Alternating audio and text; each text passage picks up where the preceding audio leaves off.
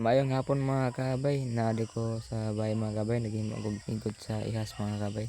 Ako na lagi bali mga kabay siyang hugos-hugos, imo rin siyang isod-sod. Pag human na pugsod nimo sa katong hugos-hugos, imo na po siyang isod ng katong usa. Ato sa hugdan og ganina pong usa atong isod na pod, hugdan na pod.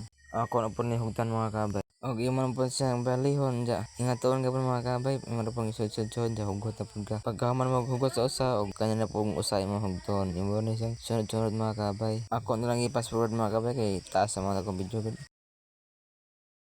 Og last na rin ang paghikot mga kabay.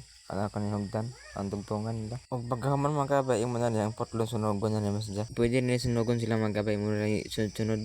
Og last na nila ko pagsunog mga kabay. Kadtong para sa tail mga kabay sa manok, ako na obligay sumpayin mga kabay para mataas to. Ako na lang i-fast forward mga kabay para madali.